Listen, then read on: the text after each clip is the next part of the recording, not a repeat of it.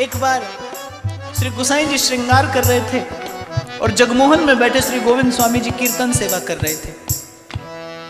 अब गोसाई जी तो लगे श्रृंगार की सेवा में, और हमारे डोंगरे बापा कहते थे, बोले श्री बाल कृष्ण को रूप कैसो है? अतिशय सुंदर। और स्वभाव कैसो है? बोले अतिशय चंचल। स्वरूप अतिशय सुंदर, स्वभाव अतिशय चंचल।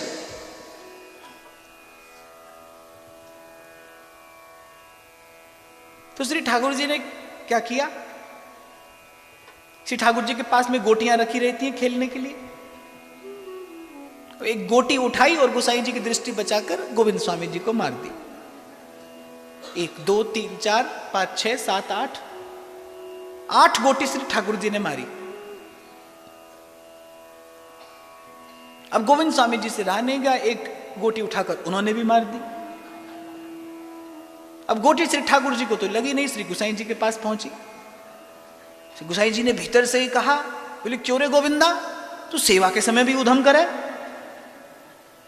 अब जब श्रृंगार आरती हो गई तो मुंह बनाए बैठे थे गोविंद स्वामी जी। श्री गोसाई जी ने पूछा क्या हुआ? बोले अरे आपके सपूत ने 8 कंकड़ी मारी जब मैंने 1 मारी।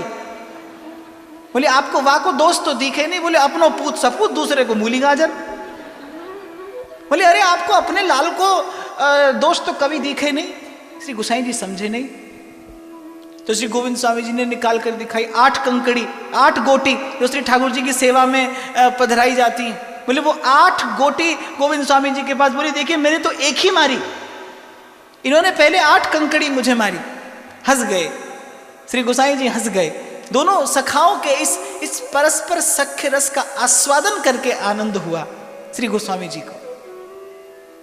गान बड़ा सुंदर करते थे और विद्या सौभाग्यवती हो जाती है अगर उस विद्या का उद्देश्य समस्त विद्याओं के मूल हो जाए। तो माया का मेल कराए कोई मायापति से तो माया प्रसन्न क्यों कर नहीं होगी?